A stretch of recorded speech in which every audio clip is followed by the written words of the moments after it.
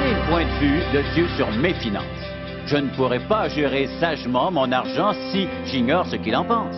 Je ne l'utiliserai pas correctement d'une manière profitable. Je ne serai pas béni au maximum de mon potentiel avant d'apprendre à voir l'argent comme Dieu le voit. Obéissez à Dieu et laissez-lui toutes les conséquences. Vous devez combattre à genoux. On récolte ce qu'on sème. Et encore plus avec les intérêts. Nous sommes plus grands et plus forts à genoux. Dieu peut remuer ciel et terre pour nous indiquer sa volonté. Je tiens ici un billet d'1 $ qui ne vaut plus très cher. Il a déjà eu plus de valeur. Lorsque j'étais petit, c'était une belle somme. Mais aujourd'hui, ça ne vaut plus grand-chose. Or, nous nous servons de l'argent pour nous acheter les biens dont nous avons besoin. Il peut s'agir de nourriture ou d'essence. Pour la plupart des personnes, l'argent conserve cette valeur simplement purement utilitaire. Mais certaines autres personnes feraient tout pour avoir ce bout de papier qui un jour sera déchiqueté en petites lamelles. Et pour ces personnes, cette chose ne sert pas seulement à acheter des biens. Elle est une fin en soi et l'objet de leur convoitise, et ils la réclament. Ils feront tout pour l'obtenir. Et malgré tout cela, c'est encore du papier dont on se sert pour se procurer les choses dont nous avons besoin. L'importance de l'argent varie d'une personne à l'autre. Pour certains, le fait de penser qu'ils ont suffisamment de cet argent les rendra sûrs d'eux-mêmes, confiants et en sécurité. Ils pensent que cela leur confère prestige, position, pouvoir et tout le reste. Pourtant, c'est seulement du papier. Et si vous en avez assez, vous pourrez faire certaines choses, mais ça ne vous rendra pas heureux. Ça ne peut pas vous garantir la vie éternelle ou pardonner vos péchés. Quelle est l'utilité réelle de l'argent? Nous nous pencherons sur cette question et plus particulièrement sur le point de vue de Dieu sur l'argent. L'argent joue certainement un important rôle dans notre vie car nous devons bien acheter de l'essence pour l'auto et de la nourriture pour nous-mêmes, payer notre hypothèque, payer pour l'éducation de nos enfants et toutes les autres nécessités de la vie qui nous font penser que nous pourrions peut-être en avoir un peu plus pour nous procurer cette chose-ci ou cette chose-là. Nous pourrions ainsi peut-être vivre mieux, peut-être voyager mieux ou manger mieux. Parfois, il nous semble que l'argent se trouve juste là, à portée de main. Je vous pose la question, quelle place l'argent occupe-t-il dans votre vie? Je vous invite à y réfléchir en considérant le point de vue de Dieu sur l'argent. Pourquoi a-t-il arrangé les choses comme cela? Que dit la Bible sur ce sujet? J'aimerais d'abord commencer par ce point. Je ne vous donnerai pas un passage des Écritures pour commencer, je les garde en réserve. Mais il devient évident en lisant la Bible que Dieu possède tout, et cela inclut l'argent. Dieu possède tout, car tous les animaux des forêts sont à moi. Tout l'argent et l'or sont à moi, dit le Seigneur. Il est écrit dans le psaume 24, « À l'Éternel, la terre et tout ce qu'elle renferme. Le monde et ceux qui l'habitent, nous lui appartenons. » Toute bonne chose qui arrive dans notre vie vient sûrement de Dieu. Et en réfléchissant sur l'argent, nous devons nous demander qui a tout créé? Qui dirige toutes choses? Qui les maîtrise? Dieu sait exactement où sont l'argent et l'or. Il connaît l'emplacement des étoiles et des galaxies, rien ne lui est caché. Il tient le monde dans sa main. Mais parfois, lorsqu'une personne devient riche parce que Dieu l'a bénie, elle se met à penser que tout lui appartient. Et elle se met à penser qu'elle l'a mérité. Elle pense maintenant dans son cœur, « Voici, j'ai plus d'autorité, plus de pouvoir, plus de prestige et tout le reste. » Cependant, j'aimerais vous montrer quelques versets qui nous mettent en garde contre ce genre d'erreur, surtout lorsque nous pensons à la place que prend l'argent dans notre vie. Avez-vous déjà réfléchi à la place que prend l'argent dans la Bible? Après tout, on y trouve plus de versets sur l'argent et les offrandes que sur les sujets du ciel, ou de l'enfer, ou de la prière. Et en considérant la place et la position qu'occupent ces versets dans la Bible, pourquoi pensez-vous que Dieu a tant de choses à dire sur l'argent? Simplement pour cette raison. Il savait que vous et moi serions confrontés à cette question d'une manière ou d'une autre, qu'elle occuperait une place importante dans notre vie. Il nous donne donc des instructions claires afin que nous ayons une bonne attitude pour bien l'utiliser et comment nous devrions gagner cet argent. Tout cela est expliqué dans la Bible. Et quand les gens commencent à comprendre l'argent, du point de vue de Dieu, tout devient clair et ils peuvent ainsi éviter de commettre de terribles erreurs. Beaucoup de gens aujourd'hui, lorsqu'ils pensent à l'argent, pensent d'abord à leurs dettes. Parce que, voyez-vous, ils en ont par-dessus la tête et ils n'en voient plus la fin. Ils se considèrent comme des esclaves de l'argent ou des esclaves des choses. Beaucoup d'autres personnes ont hâte d'avoir leur chèque de paye à la fin de la semaine pour courir au centre commercial, dépenser jusqu'au dernier sou. Ensuite, elles se demandent pourquoi elles connaissent tant de difficultés. Or, certaines personnes connaissent des temps difficiles parce qu'elles ont perdu leur emploi ou parce qu'elles sont tombées malades. Mais beaucoup d'autres connaissent de graves difficultés financières à cause d'une très mauvaise planification de leur budget et de leur attitude envers l'argent. Regardons maintenant le livre des Proverbes au chapitre 23. Tous ces versets devraient nous avertir. Faites bien attention. Prenons par exemple le verset 4 de Proverbe 23. Ne te tourmente pas pour t'enrichir, n'y applique pas ton intelligence. Veux-tu poursuivre du regard ce qui va disparaître? Car la richesse se fait des ailes, et comme l'aigle, elle prend son vol vers les cieux. Pensez-vous, comme moi, que l'argent prend plus de temps à gagner qu'à dépenser? Il prend plus de temps à gagner qu'à dépenser. Il est comme un oiseau. Vous en possédez aujourd'hui et demain, c'est parti.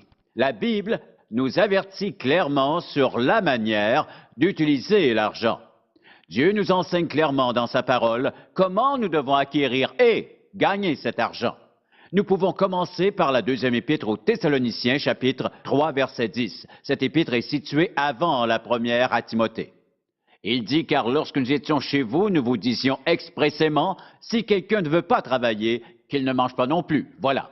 Dieu veut nous voir travailler, en échange d'un salaire. Bien sûr, on trouve des exceptions. Certaines personnes sont physiquement inaptes au travail, d'autres prétendent l'être, mais ce n'est pas le cas. Elles pourraient, mais elles ne veulent pas car elles sont trop paresseuses. Mais Dieu n'honore pas la paresse et les paresseux. Il les juge sévèrement dans sa parole. Une deuxième manière de faire un peu d'argent est d'investir. Bien sûr, il vous faut avoir un peu d'argent à investir, mais c'est un autre moyen d'acquérir plus d'argent. Une troisième façon d'augmenter notre compte en banque est de nous mettre à donner davantage. Cela peut sembler un peu illogique. Comment faire plus d'argent en donnant plus d'argent? Rappelez-vous Luc 6, 38. Jésus lui-même nous promet, donnez et il vous sera donné. On versera dans votre sein une bonne mesure serrée, car on vous mesurera avec la mesure dont vous vous serez servi. Toutefois, lorsqu'une personne ignore comment Dieu pourra lui donner quelque chose, elle refuse de donner. Elle ne se demande pas combien je peux donner, mais combien je peux garder et accumuler, et même combien je peux soutirer des autres. Mais Dieu n'honorera et ne bénira jamais ce genre d'attitude, et en conséquence, elle sera toujours dans le besoin, elle en voudra toujours plus.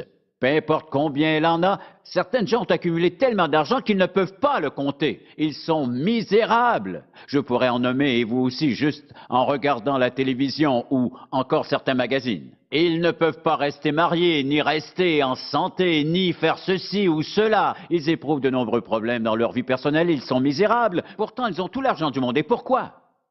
Parce que leur perspective est mauvaise. Dieu nous donne de l'argent pour que nous puissions être une bénédiction pour les autres et non pour leur nuire ou pour les écraser. Nous pouvons alors gagner, investir et donner notre argent. Nous pouvons aussi épargner notre argent. Certaines personnes arrivent à la fin du mois et il ne leur reste plus le moindre sou en main. Et pourtant, nous pouvons tous épargner au moins $1. Vous pensez peut-être que j'ai admis tout à l'heure qu'$1 ne vaut plus grand-chose? C'est exact. Avec $1, on ne va pas très loin. Mais si vous épargnez $1 par semaine pendant une année complète, vous accumulez $52 et c'est déjà plus intéressant. Et d'où vient cette somme? De vos économies. Nous avons la responsabilité de bien gérer notre argent parce que notre capacité de travail pour gagner cet argent vient de Dieu. Et il veut que nous en profitions d'une manière qui lui soit agréable. Plusieurs façon de faire de l'argent s'offre à nous et nous pouvons recevoir cet argent en cadeau. On peut vous en donner. Nous pouvons ici apprendre une leçon que nous oublions trop souvent. Certains se croient en guerre contre le reste du monde. Ils croient s'être battus pour avoir ce qu'ils ont et parfois en profitant des gens autour d'eux pour améliorer leur situation. Il ne leur viendrait jamais à l'idée que Dieu puisse pousser quelqu'un d'autre à leur donner quelque chose. Vous ne connaissez personne qui puisse vous donner de l'argent. Dieu, oui.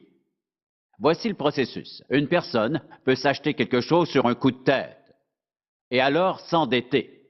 Le Seigneur peut alors mettre à cœur à quelqu'un d'autre d'aider cette première personne d'une quelconque manière. Et vous pourrez alors découvrir qu'habituellement, ces cadeaux viennent d'une source tout à fait imprévisible. Vous n'y auriez pas pensé.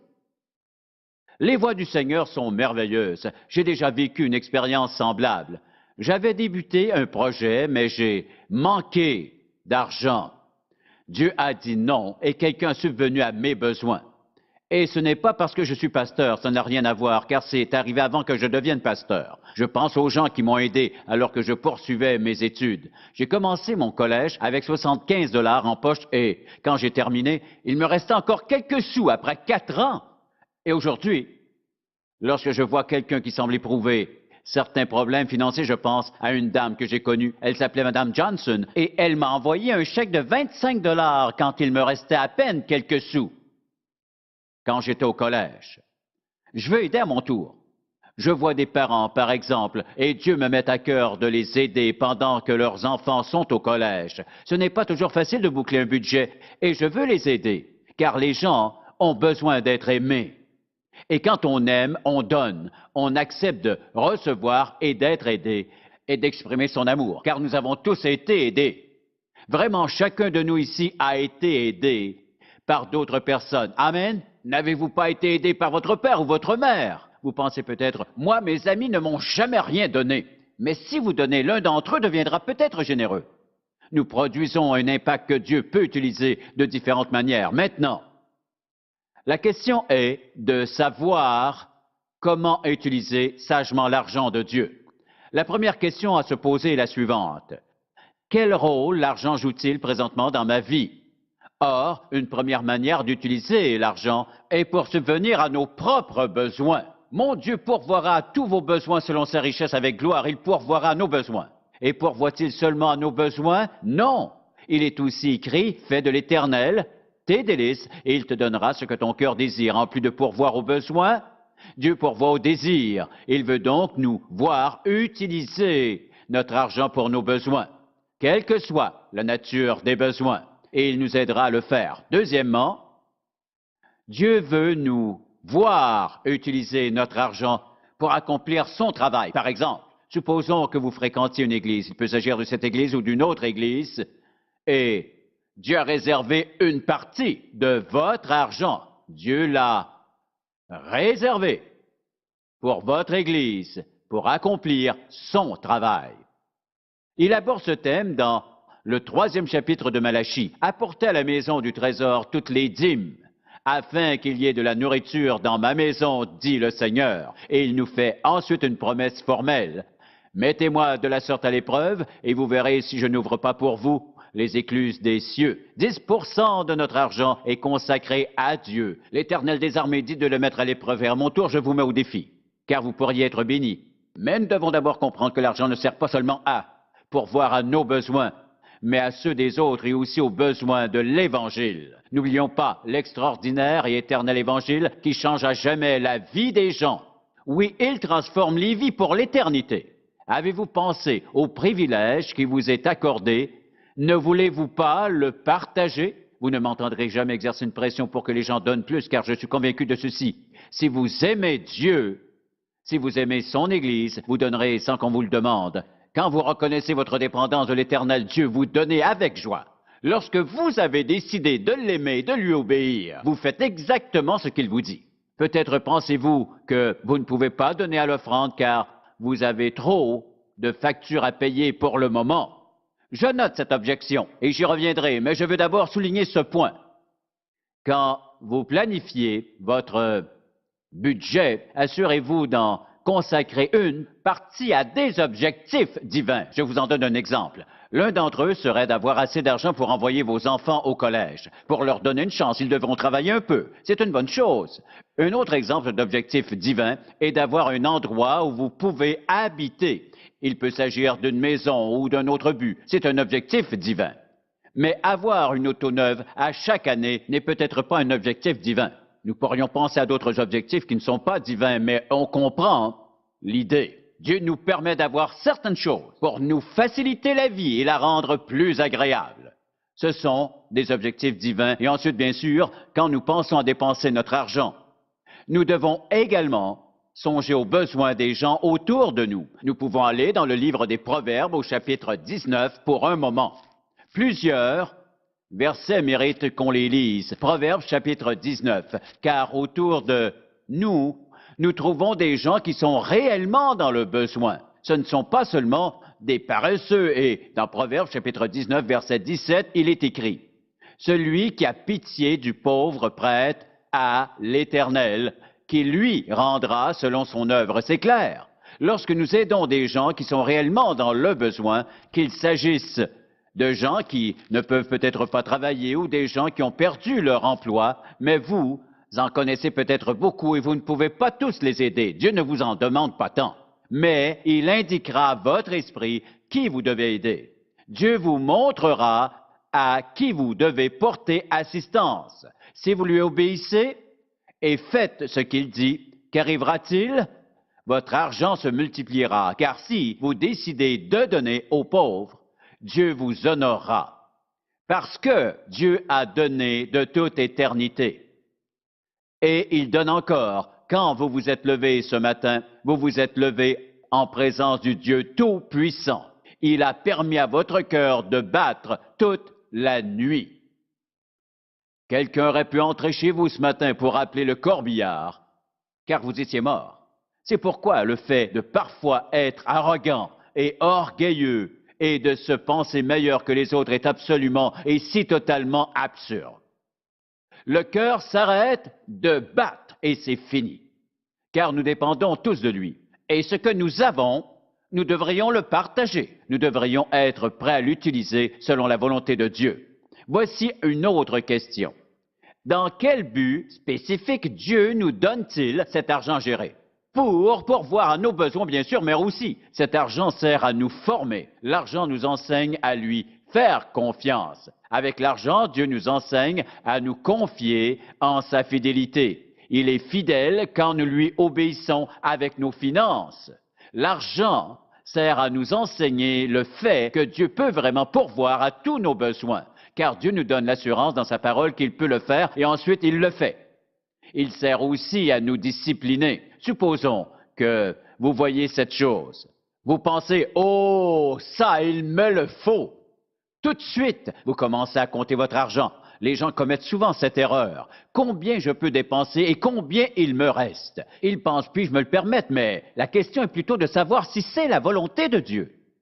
La discipline dans nos finances est une expression de sagesse qu'on peut aussi transmettre à nos enfants. Montrons-leur très tôt dans leur vie à donner leur dîme, car ils seront plus disciplinés. Et quel sera le résultat en étant formés? Ainsi, ils y penseront à 2 fois avant de s'endetter. Maintenant, ne pas s'endetter ne veut pas dire de ne jamais emprunter, mais quand vous empruntez, vous êtes sûr de pouvoir rembourser sans avoir à vous demander à chaque semaine comment vous allez pouvoir rejoindre les 2 bouts. Ce genre de vie est très désagréable et nous ne parlons pas de cela. L'argent sert donc à nous former et à nous enseigner. Voilà comment Dieu l'utilise. Et ensuite, bien sûr, il l'utilise pour nous tester. Pour tester notre foi, prenons un exemple. Dieu retient quelque chose dont nous avons grand besoin. Pourquoi? Parce qu'il veut nous voir aller à lui au lieu de nous voir courir à la banque. Faisons-lui part de ce besoin pressant. Seigneur, je veux t'obéir et j'ai confiance que tu pourvoiras à ce besoin. Il met notre foi à l'épreuve afin de tester notre patience et notre confiance qu'il répondra d'une manière ou d'une autre. Et ensuite, et c'est peut-être là le test le plus important de tous, il teste non seulement notre foi, mais notre amour pour lui. Par exemple, si quelqu'un me confie j'aime Dieu, oh, c'est bien vrai, oui, j'aime vraiment Dieu. Bien. Donnez-vous la dîme de vos revenus. Oh non, ça, je ne peux pas me le permettre. Si Dieu me dit de faire quelque chose et je refuse, on appelle ça comment? C'est curieux, je ne vous entends pas très bien. Si Dieu vous le dit et que vous refusez, comment appelez-vous cela? Correct, quand vous le dites à vos enfants, vous ne dites pas « tu m'as désobéi », vous dites « tu m'as désobéi ». Je sais à quoi vous pensez. Vous voulez bien sûr savoir où j'ai pris cela dans les Écritures, je vous le donne tout de suite. Jésus dit dans Jean 14, 15, « Si vous m'aimez, que dit-il? Gardez mes commandements. » Par exemple, tu ne voleras point. On ne peut pas tenter de contourner ce verset. Il nous enseigne à l'aimer. Il nous forme à lui obéir avec l'argent. Et si je lui obéis, je ferai ce qu'il me demande. Or, il est écrit dans 1 Corinthiens que chacun de vous, le premier jour de la semaine, mettra à part chez lui ce qu'il pourra selon sa prospérité. Dans Malachie, nous trouvons apportez à la maison du trésor toutes les dîmes et vous verrez si je n'ouvre pas pour vous les écluses des cieux. Alors, Dieu n'a pas dit qu'il suggérait que nous donnions. Il n'a pas dit je suggère, mais apportez à la maison du trésor toutes les dîmes. C'est un commandement. Et si je décide de lui obéir, je ferai ce qu'il me dit sans tenter de sous-peser le pour et le contre. Ce que Jésus a dit d'une part et ce qui vient de l'Ancien Testament, tous ces arguments que j'ai déjà entendus. Si les gens aux prises avec des problèmes financiers faisaient seulement ce que Dieu leur demande, il les aiderait. Vous dites que ce n'est pas si simple, et pourtant ça l'est. Dieu veut nous bénir abondamment, mais il ne force personne. Alors, il nous teste, et il teste notre obéissance, notre amour, et notre foi en lui. Ensuite, bien sûr, il se sert de l'argent pour notre témoignage personnel. Quand vous donnez la dîme à l'offrande, et que Dieu vous bénit, ou qu'il vous sort de votre endettement et que vous dites à quelqu'un d'autre ce qui vous est arrivé sans que vous puissiez l'expliquer. Vous avez obéi au commandement et vous avez réglé vos dettes. On vous écoutera, car deux sujets de conversation attirent immanquablement l'attention, votre argent et votre santé. Vous verrez bien, lorsque vous commencez à parler de votre argent ou de votre santé, les gens vous écouteront. Nous avons tous un témoignage de ce que Dieu accomplit dans notre vie lorsque nous avons pris la décision de lui obéir. Et plus cela semble improbable aux yeux du monde, plus Dieu en retire de la gloire, car c'est là une démonstration de son œuvre dans notre vie. Quand vous êtes chrétien, les gens observent vos actions, et lorsqu'ils voient que votre situation semble s'améliorer, ils veulent comprendre pourquoi. Et alors ils vous demanderont, « Eh bien, qu'est-ce qui vous arrive ?» Et quand vous leur répondrez que vous obéissez à Dieu, ils se demanderont ce que cela peut signifier. Certains se sentiront même visés, comme certains d'entre vous, lorsque j'ai abordé le sujet de l'argent. Vous vous êtes raidis un peu. Pourtant, je veux seulement vous faire connaître la vérité. Déciderez-vous d'obéir à l'Éternel ou non? J'aimerais tant que Dieu vous bénisse et vous donne ce qu'il y a de mieux. Vous pouvez l'obtenir en étant digne de confiance. Et que votre témoignage exerce un impact véritable autour de vous. Jésus nous donne ce commandement. Allez, faites de toutes les nations des disciples. Or, à chaque fois que vous venez dans cette église et que vous donnez à l'offrande à chaque dimanche, que faites-vous? Vous permettez à l'Évangile de se répandre à travers le monde. Et lorsqu'une personne refuse de donner, quelle que soit l'excuse, voici ce qu'elle dit. Je suis contre la grande commission. Pensez-vous que Dieu honorera cela? Certainement pas.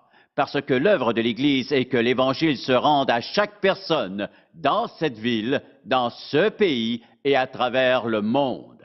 Donc, Dieu nous enseigne clairement comment utiliser l'argent en envoyant des missionnaires, des Bibles et toutes sortes d'informations. Nous avons aussi la radio, la télévision, les DVD, les CD afin de nous aider à répandre la vérité de l'Évangile. Est-ce que Dieu pourrait le faire sans nous? Oui, bien sûr.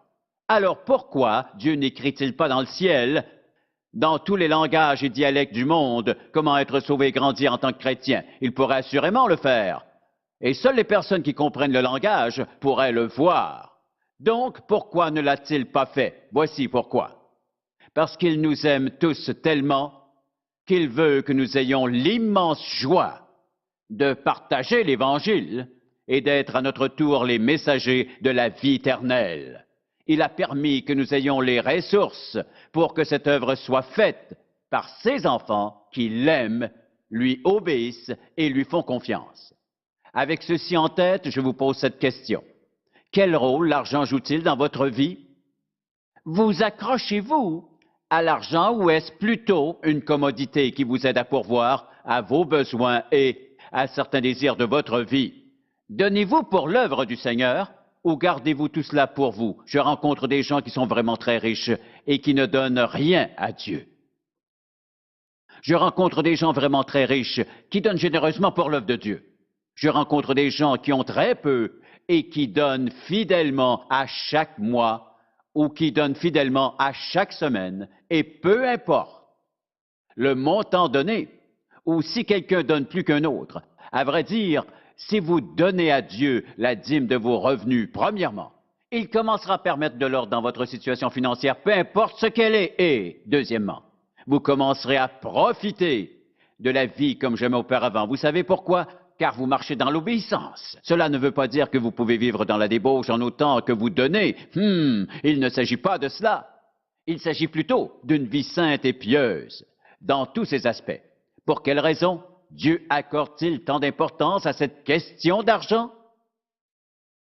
Parce qu'il savait que ce serait là un test concret dans notre vie. Amen. Père, comme nous te sommes reconnaissants ce matin d'avoir rendu ta parole si simple à comprendre parce que tu veux nous donner le meilleur de la vie. Je prie ton Saint-Esprit qu'il utilise ces versets des Écritures pour produire un impact dans le cœur des gens qui voient ce message. Qu'ils soient convaincus que le fait de te faire confiance, de t'aimer, les conduira dans l'obéissance et bénira beaucoup d'autres personnes. Nous te prions au nom de Jésus. Amen. Pour obtenir plus d'informations sur les ministères en contact ou pour savoir comment entretenir une relation personnelle avec Jésus-Christ, composez notre numéro de téléphone ou écrivez-nous en utilisant l'adresse sur votre écran. En contact avec Charles Stanley a été réalisé par la grâce de Dieu et la fidélité de nos partenaires de ministère à travers le monde.